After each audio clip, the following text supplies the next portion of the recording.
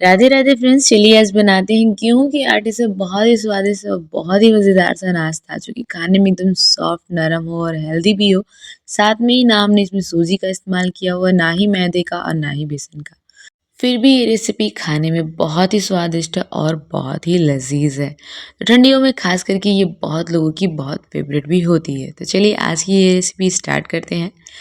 ये इस रेसिपी के लिए सबसे पहले मैंने 4 कप नाप करके गेहूँ का आटा लिया हुआ। आपको जितना बनाना हो उस हिसाब से आप इसे बना सकते हैं। अगर आपको शाम को या सुबह में इसे खाने के तौर पे या नाश्ते के तौर पे चाहें तो भी इसे बना सकते हैं। मैंने इसे शाम को सभी को खाने के लिए बनाया हुआ था।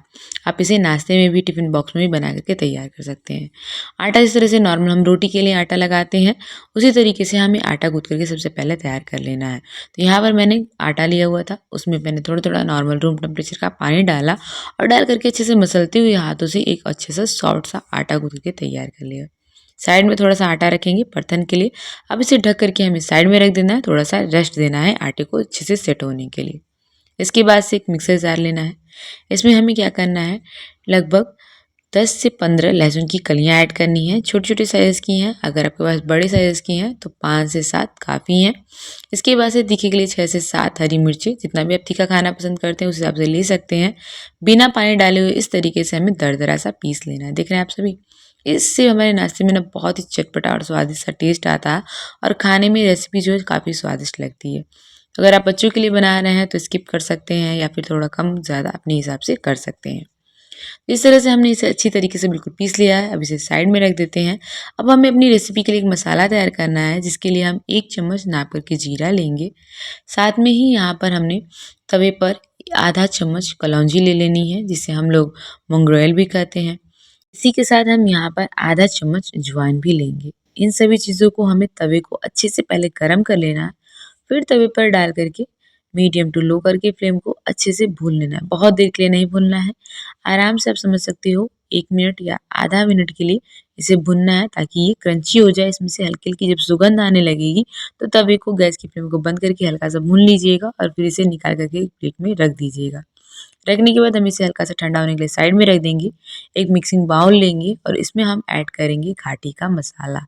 घाटी को कई जगहों पे सत्तू भी कहा जाता है और कुछ लोग इसे अलग-अलग तरीकों से बनाते हैं। लिट्टी चोखा, भाटी, अलग-अलग नामों से भी जाना जाता है। तो बस आप इसे जिस तरीके से चाहें बना सकते हैं। तो आज हम इसे कुछ अलग लुक और अलग तरीके से आपके साथ मैं इसे शेयर कर रही हूँ। तो जब हमने मसाला बना करके रखा था, हाथों से क्रश करके डालेंगे इसमें, जिससे उसका फ्लेवर और भी ज़्यादा अच्छे से हमारे नाश्ते के अंदर आएगा। यहाँ पर मैंने टोटल 1.5 कप नाप करके लिया हुआ है सत्तू। इसी के साथ मैंने यहाँ पर 2 प्याज बारीक काट करके ऐड किया हुआ है। साथ में यहाँ भरवा मिर्चा है। अगर आपके पास भरवा मिर्चा नहीं है तो आप आम के अचार का जो मसाला होता है और साथ में तेल, वो यहाँ पर इस्तेमाल कीजिए, जिससे कि इसमें फ्लेवर बहुत अच्छा आएगा। भरवा मिर्चा है तो और भी अच्छी बात है। यहाँ पर मैंने भरवा मिर्चा पूरा का पूरा 2 बड़े साइज़ का इस्तेमाल किया हुआ है, क्योंकि मैं यहाँ पर लगभग 4 से 5 लोगों के लिए आज की रेसिपी बना रही थी कि शाम को ऐसा नाश्ता बनाओ कि जो सब लोग खाने के बाद किसी को मुझे फिर खाना बना के देने की ज़रूरत ना पड़े, सभी का पेट फुल हो जाए। तो वो रेसिपी मैं आज आप सभी के साथ शेयर कर रही हूँ। इसी के साथ हम इसमें ऐड करेंगे 2 चम्मच लहसुन और मिर्च जो हमने पीस करके रखा हुआ है। इसी के साथ हम इसमें 1 नींबू का रस निचोड़ करके, नींबू अच्छे रस क्वांटिटी वाला हो, अगर नींबू में रस नहीं है तो आप यहाँ पर 2 नींबू का इस्तेमाल या 1.5 नींबू का इस्तेमाल रस का कर सकते हैं। इसमें नींबू के रस का फ्लेवर काफ़ी अच्छा आता है और काफ़ी खाने में स्वादिष्ट लगता है ये रेसिपी। तो यहाँ पर हमने 1 नींबू का रस, जैसा कि आप सभी देख रहे हैं काफ़ी रसेदार है, तो मैंने पूरा का पूरा 1 नींबू का रस यहाँ पर डाला हुआ है और बीज और कुजियों को इस तरह से हाथों से अलग कर लेंगे, जिससे कि रस सारा नीचे चला जाएगा और बीज और कुजियाँ हाथ में रह जाएंगी। अब यहाँ पर हम स्वाद के अनुसार नमक ऐड करेंगे, तो मैंने 1 चम्मच यहाँ पर नाप करके नमक का इस्तेमाल किया हुआ है। साथ में हम इसमें सरसों के तेल का इस्तेमाल करेंगे, इसका फ्लेवर और टेस्ट बहुत ही अच्छा लगता है। तो 4 बड़े चम्मच हमने यहाँ पर सरसों के तेल डालने हैं। उसके बाद से हाथों से अच्छे से हमें इसे इन सभी चीज़ों को मिक्स कर लेना है। अब यहाँ पर ना हमें कोई मसाले डालने हैं, ना ही कुछ और, नॉर्मल से ये मसाले हैं जो कि सभी के घरों में बहुत ही ईज़िली मिल जाते हैं। हाथों से मिक्स करते हुए सत्तू में सभी चीज़ों को अच्छे से हमें मिक्स कर लेना है, जिससे कि इनका फ्लेवर और टेस्ट बहुत ही अच्छे से इसमें मिक्स हो जाए। यहाँ पर हमने सभी चीज़ों को बहुत ही अच्छे तरीके से मिक्स करके तैयार कर लिया हुआ है। तो लीजिए हमारा सत्तू का मसाला जो है बन कर के तैयार हो गया है। ढक करके इसे रखते हैं साइड में और अपनी रेसिपी के साथ हम आज बनाएँगे बहुत ही मज़ेदार एकदम खट्टी मीठी सी चटनी।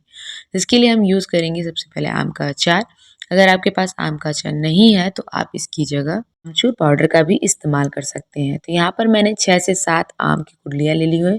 नरम है, अगर सख्त है तो उनके पल्प और गुठलियों को अलग कर लीजिएगा। सॉफ्ट वाला हिस्सा लीजिएगा और गुठलियों को निकाल करके अलग रख दीजिएगा। 5 से 6 चम्मच हम इसमें चीनी का इस्तेमाल करेंगे। साथ में ही इसमें हम आधा चम्मच नमक का इस्तेमाल करेंगे। तीखे के लिए आप इसमें 1 हरी मिर्च और 1 लहसुन की कली ऐड कर लीजिएगा। मैंने इसमें लहसुन और मिर्च को पीसा हुआ है, जिसकी वजह से मैं इसमें लहसुन और मिर्च नहीं ऐड कर रही हूँ। इस तरीके से हमें यहाँ पर फिर पानी ऐड कर लेना है। तो क्वांटिटी जितनी चाहिए उस हिसाब से ऐड कर सकते हैं, बट आप अपनी चटनी के हिसाब से ध्यान रखिएगा। मैंने यहाँ पर आधी कटोरी पानी ऐड की हुई है। अब हमें इसे बिल्कुल अच्छी तरीके से पीस लेना है। गुठलियाँ नरम है, इस वजह से हमने पूरा खड़ा आम का अचार डाला हुआ है। अगर गुठलियाँ सख्त हैं तो पल्प को अलग करके इसमें डाल लीजिएगा और गुठलियों को अलग रख दीजिएगा। अच्छे से हमने इसे मिक्सर जार में पीस लिया हुआ है और पीसने के बाद दिखा दूँ ये गुठलियाँ जो हैं वो अलग हो गई हैं अच्छी तरीके से बिल्कुल। तो हमें गुठलियों को निकाल देना है, सिर्फ हमें इसके पल्प का रस ही चाहिए हमें। पल्प अच्छे से पीस जाएगा जिसकी वजह से इसमें खट्टा मीठा सा स्वाद आ जाएगा, क्योंकि हमने ऑलरेडी इसमें नमक और चीनी दोनों ही ऐड कर लिया है, साथ में खटाई भी है। तो बहुत ही अच्छा सा इसका टेस्ट आएगा और बहुत ही अच्छी सी हमारी चटनी बन करके तैयार होगी। तो इस तरीके से फ्रेंड्स हमने चटनी यहाँ पर बना करके रेडी कर ली हुई है। जो भी इसमें गुठलियाँ हैं उस तरह से हम हाथों की हेल्प से इन्हें निकाल निकाल करके अलग रख देंगे। सारी गुठलियों को निकाल करके हमने यहाँ पर अलग रख दिया हुआ है। हमारी चटनी भी बहुत अच्छी तरीके से पिस करके तैयार हो गई है। आप इस रेसिपी को या इस चटनी को चाहो तो आलू के पराठे के साथ या किसी भी पराठे के साथ इस्तेमाल करके खा सकते हैं। एक बार ट्राई करके देखिएगा, आपको बहुत ही अच्छी लगेगी, एकदम खट्टी मीठी सी चटनी। मेरी तो ये फेवरेट है अपनी चटनियों में। तो खट्टी मीठी सी सब्जी साथ करके पराठों के साथ मुझे ये बहुत ही पसंद आती है। तो मस्त लिए मैं एक बार से आपसे रिक्वेस्ट करूँगी कि आप इसे ट्राई ज़रूर कीजिएगा। इस तरीके से फिर हमने क्या किया, इसे साइड में रख दिया। जो आटा गूँथ करके रखा हुआ था, लगभग 5 मिनट से 10 मिनट हो गए थे, जो कि आटा अच्छी तरीके से सेट हो गया है तब तक जितने हमने मसाले वगैरह तैयार किए हुए हैं। तो एक बार हम आटे को अच्छे से हाथों से मसल देंगे, जिससे कि आटा जो है वो अच्छी तरीके से सेट हो जाए।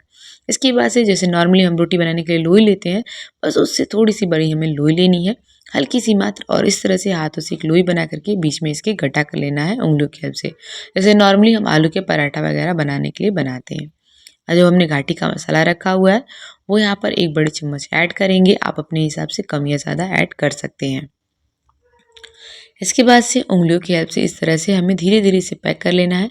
जिस तरह से आलू का मसाला पैक करते हैं अच्छी तरीके से, बस उसी तरीके से इन्हें भी अच्छे से हमें पैक कर लेना है। अब मैं बता दूँ, इस तरह से बनाने के बाद इसे हम हाथों के बीच से इस तरह से दबा देंगे। आप इन्हें चाहे तो इसी स्टेज पे फ्राई कर सकते हैं या गोल-गोल बना करके इन्हें साथ में चूल्हे पर सेक सकते हैं, सेक करके बना सकते हैं, जैसे कि हमें बाटियाँ तैयार होकर बन के मिल जाएँगी। या फिर आप इन्हें इस तरह से चकला ले लीजिए और चकले पर आटा लगाने के बाद और इसमें पूड़ियों को इस तरह से रख करके बेल लीजिए बड़ी-बड़ी, और बहुत आराम से हल्के-हल्के हाथों से बेलेंगे तो ये फटेंगी ही नहीं और बहुत ही अच्छी तरीके से बिल्कुल पतली-पतली इसकी पराठे जो हैं वो रेडी हो जाएँगे। तो यहाँ पर हमने सत्तू के अच्छे से बिल्कुल पतले-पतले साइज़ के पराठे बना करके तैयार किए। देख रहे हैं आप सभी, बहुत ज़्यादा मोटा नहीं, बिल्कुल पतला-सा है। अब मैं आपको इसे 2 तरीके से सेकना बना बताऊँगी कि कैसे आप इन्हें बिल्कुल फूले-फूले हुए बना सकते हैं। अगर ये थोड़े-मोड़े फटे हैं तभी भी बिल्कुल फूलेंगे, और नहीं फटे हैं तब तो कोई बात ही नहीं है। तो चलिए सबसे पहले फर्स्ट वाला तरीका देखते हैं। इसके लिए क्या करना है, सबसे पहले हमें तवे को मीडियम फ्लेम पर पहले अच्छे से गर्म करना है, और जिस तरह से हम रोटी को एक बार पलट लेते हैं एक तरफ से सेक करके, उस तरह से पलट देना है। ऊपर से हल्का सा ऑयल लगा देना है और सिकने देना है। फिर हम इसे दूसरी तरफ से पलट देंगे और दूसरी तरफ से भी ऑयल लगा देंगे। इस तरह से हम अच्छे से पलटे की हेल्प से इसे दो तरफ से पलट करके सेकेंगे, और लीजिए हमारा पराठा जो है वो रेडी हो गया। इस तरह से ये फर्स्ट स्टेप है, हमारा पराठा जो है बन करके तैयार हो गया। चलिए दूसरा तरीका बना बताती हूँ, जिससे कि आपके पराठे बिल्कुल फूले-फूले हुए बनेंगे गुब्बारे के जैसे। तो कौन सा तरीका है, इसके लिए जो है रोटी को हमने यहाँ पर पराठे जो बना करके हमने रखा हुआ घाटी का मसाला वाला, वो डाल दिया। साथ में इस पे हमने ऊपर से पहले ही ऑयल लगा दी बिना पलटे हुए, ठीक है ना। गैस की फ्लेम को मीडियम रखना है हमें, और साथ में किनारों की तरफ भी डाल देना है। इसके बाद से पलटे की हेल्प से जो भी एक्स्ट्रा ऑयल ऊपर और किनारों की तरफ है उन्हें इस तरह से बीचों बीच में कर देना है, जिससे कि पराठे की नीचे की तरफ से भी लग जाए अच्छी तरीके से। इस तरीके से हमें दूसरी तरफ से भी इस पे घी ऑयल लगाने की ज़रूरत नहीं है, दूसरी तरफ भी अच्छे से ऑयल लग गया है। पलटे की हेल्प से अच्छे से इन्हें दोनों तरफ से सेक लेना है, और अभी आप देखोगे कि ये सेकेंगे भी अच्छे से, और किस तरीके से ये फूल रहे हैं, हल्के हल्के बिल्कुल गुब्बारे की तरह फूलना स्टार्ट हो गया। इस तरीके से आप इन्हें दोनों तरफ से उलट-पुलट करते हुए चारों तरफ से अच्छे से पका लीजिए, ताकि ये कच्चे ना रहे और बिल्कुल अच्छी तरीके से पक जाए। धीरे-धीरे मीडियम फ्लेम पर जब आप इन्हें पकाएँगे, ये बहुत ही अच्छी तरीके से बिल्कुल गुब्बारे की तरह फूल कर के तैयार होंगे। बहुत ज़्यादा मोटे नहीं हैं, पतले-पतले हैं, इस वज़ह से ये बिल्कुल रोटियों की तरह नरम रहते हैं, सॉफ्ट एकदम, खाने में बहुत ही स्वादिष्ट लगते हैं। गरमा-गरम आप इन्हें खट्टी-मीठी चटनी के साथ, चाय के साथ, टोमेटो सॉस के साथ एन्जॉय कर सकते हैं और सेम प्रोसेस के साथ हम अपने सारे के सारे घाटी के मसाले वाले ये पराठे जो हैं, वो बना कर के तैयार कर लेंगे। आप इन्हें घाटी की पूरियाँ कह सकते हैं, पराठे कर सकते हैं, आप चाहें तो इन्हें डायरेक्ट तेल में भी फ्राई कर सकते हैं। बट तवे पर हल्के से कम तेल में बनाइए, साथ में स्वादिष्ट भी लगेंगे और काफ़ी टेस्टी भी रहेंगे और हेल्दी भी। इस तरह से हमने बिल्कुल नरम-नरम एकदम सॉफ्ट सी बना कर के तैयार कर ली हुई ढेर सारी घाटी की पराठे। इसको आप बना कर के बच्चों को टिफ़िन बॉक्स में दे सकते हैं। सत्तू है इसमें, आटा है, गेहूँ का नॉर्मली तो उन्हें काफ़ी फ़ायदेमंद भी होगा और साथ में टेस्ट में भी बहुत ही अच्छा रिज़ल्ट आता है। खट्टी-मीठी चटनी के साथ बना कर के उन्हें दीजिए, उन्हें खाने में और भी ज़्यादा स्वादिष्ट लगेगा। इस तरह से हमने सारे पराठे बना के तैयार कर लिए हैं। कैसी लगी आज की आपको मेरी ये रेसिपी? कमेंट बॉक्स में ज़रूर बताइएगा फ्रेंड्स। मिलते हैं ऐसी और मज़ेदार और स्वादिष्ट सी रेसिपी के साथ। तब तक के लिए bye bye and take care.